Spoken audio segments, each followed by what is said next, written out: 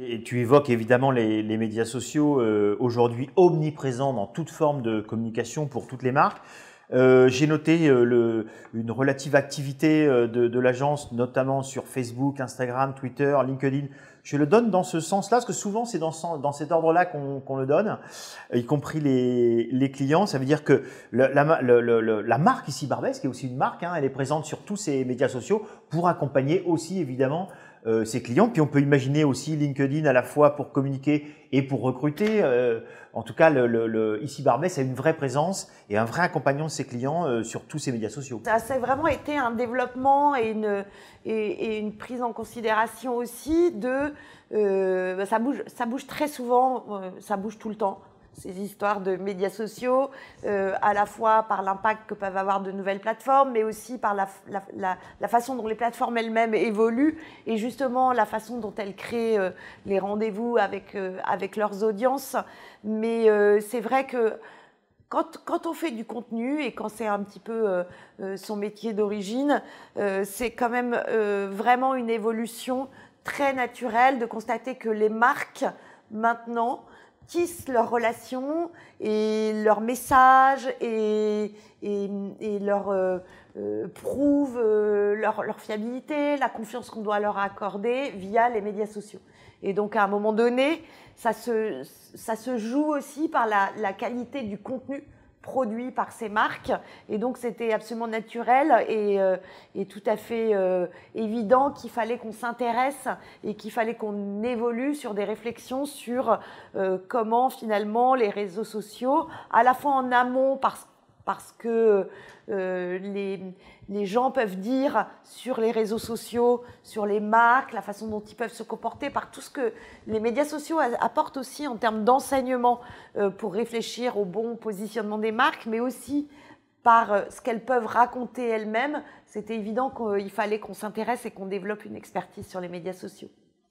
Alors, on l'évoquait tout à l'heure, la créativité ne se décrète pas. On peut créer un territoire d'émergence de créativité, notamment l'agence. Tu évoquais le fait qu'il n'y avait pas ici d'étages comme on a connu dans beaucoup d'agences avec les étages créa, les étages commerciaux, les étages contenus, les étages comptables, direction évidemment en général plutôt en haut. Donc tu me disais tout à l'heure, moi mon bureau c'est mon ordinateur et je suis un peu ici et un peu là. Donc évidemment en tant que vice-présidente, tu as un rôle managérial hein, évident et ton boulot c'est aussi d'arriver à faire collaborer des gens dont le métier ça peut être la rigueur, d'autres le métier ça peut être à l'inverse de la rigueur et j'imagine que ça c'est aussi un vrai travail. Oui, c'est un vrai travail et c'est un vrai sujet en fait. C'est effectivement de faire travailler ensemble des gens qui peuvent être très différents, mais ça a un peu toujours été. Je pense que c'est le propre de l'animation d'un collectif et de faire en sorte que ce collectif fonctionne et qu'il soit suffisamment fort pour que tous les gens qui sont embarqués se sentent contents et se sentent fiers en fait de travailler dans un lieu ou un autre, en l'occurrence chez ici Barbès. Mais c'est aussi de se dire qu'il y a des choses qui ont, je trouve, pas mal évolué dans ce à quoi il faut qu'on fasse attention en tant que manager. C'est peut-être une exigence plus grande des jeunes générations sur justement nos comportements en tant qu'employeurs, sur la façon dont on considère leur équilibre entre vie personnelle et vie professionnelle, dont on considère les sujets de parité, de mixité, dont on fait grandir les femmes. Je pense que c'est des sujets qui sont de plus en plus importants et qui sont de plus en plus à traiter, évidemment par l'entreprise elle-même et évidemment à relayer par les managers. Donc je voudrais que maintenant qu'on évoque quelques case studies, quelques créations, quelques supports, à commencer par une grande marque, hein, McDonald's, avec un support Air le Mag, d'ailleurs qui continue évidemment sur les médias sociaux dont Instagram. Je le mentionne parce que c'est aussi, je crois, plus de 300 000 exemplaires. Et si on va en kiosque, il n'y a pas tant de supports finalement qui ont autant d'exemplaires. Donc c'est une collaboration depuis déjà quelques temps avec McDonald's. Hein. Oui, c'est une ancienne collaboration et c'est c'est une fierté finalement, parce que tu as raison, le Air le Mag, qui va aussi avec un autre magazine qui s'appelle Air for Kids, en fait, on oublie parfois le petit, est né quand même d'une idée qui est de se dire, quand on va dans un McDo, le principe c'est qu'effectivement on y reste pas très longtemps, et finalement la relation avec un McDo, au-delà de consommer rapidement ou de reconsommer à l'extérieur, elle pourrait s'enrichir de quelque chose de plus fort, qui est de positionner McDonald's sur une question et des contenus plus larges et plus généreux, destinés un peu à une génération, donc qui vont aller toucher à la fois des sujets autour de l'entertainment, le cinéma, le jeu vidéo, mais aussi l'emploi, le sport. Bref, de trouver un positionnement éditorial qui s'adresse à une génération 15-35 ans et qui, de manière un peu transversale, communique et donne l'actualité d'un certain nombre de sujets intéressants. Et en tirage, donc en puissance en effet, mais aussi je trouve en termes de positionnement un peu transversal, c'est intéressant parce qu'aujourd'hui, les magazines pour les jeunes, ils sont plutôt ou sur le cinéma, ou sur le jeu vidéo, ou sur le sport, et j'irais même jusqu'à dire que, et si c'est le sport, c'est le skate ou le surf, c'est très, très niche et de plus en plus niche. Et donc ce qui est intéressant et passionnant dans l'aventure de Air le Mag, c'est justement cette aventure éditoriale un peu transversale pour intéresser une cible de consommateurs qui peut trouver là une relation un peu plus dense avec McDo. Et je pense là à l'agilité de celles et ceux avec qui tu travailles, parce que on voit qu'il y a des sujets qui sont très très différents, comme par exemple Vivre EDF, là, qui est envoyé, je crois, à domicile, encore énormément d'exemplaires.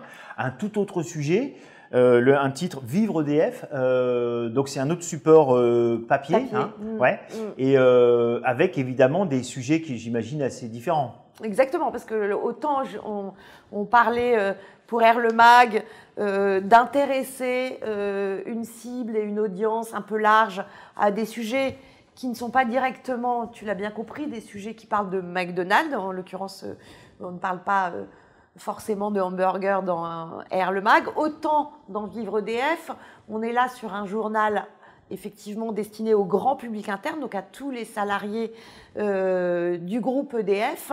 Et là, bien sûr, l'intérêt sur un objet de communication interne de ce type, c'est de faire en sorte de créer de l'appartenance, de montrer finalement que cette entreprise a du sens, a des engagements, pour faire en sorte que ses collaborateurs soient contents et aussi confiance dans l'avenir de leur entreprise. Donc c'est effectivement 2 magazines papier avec plutôt un grand tirage, mais avec des objectifs tout à fait différents. Mais ce qui les fédère, c'est justement le choix du papier. Oui, donc j'imagine que c'est le regard que tu portes sur le devenir du support papier à l'époque où tu accompagnes toutes les marques qui sont celles accompagnées par l'agence sur différents types de supports, évidemment en premier aujourd'hui les médias sociaux. Donc, comment tu imagines ce devenir papier on va dire en termes d'orientation de communication? Et là, on en revient finalement à la première question sur le journalisme et la communication, parce que finalement, ces questions-là sont aussi des questions que se posent et se sont posées et se posent depuis longtemps la presse. Hein. C'est finalement comment on va transformer nos modèles, qui sont des modèles issus et très incarnés par le print, auxquels les équipes sont dédiées, qui sont un peu les équipes un peu reines pour aller vers effectivement une mutation très forte vers le digital, en sachant qu'il y a la question du modèle économique, il y a la question de la consommation, des usages, enfin ça pose plein de questions.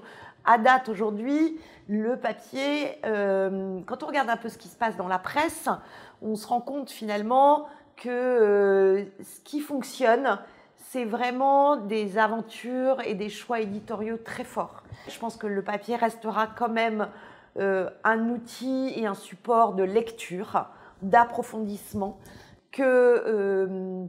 il faut aujourd'hui, quand on lance un magazine papier, se démarquer, avoir quelque chose d'assez fort en termes de positionnement et créer vraiment cet attachement, cette émotion, ce rendez-vous qui n'est plus le rendez-vous qui était aujourd'hui plutôt avant, celui d'aller acheter son quotidien papier, malheureusement, au kiosque.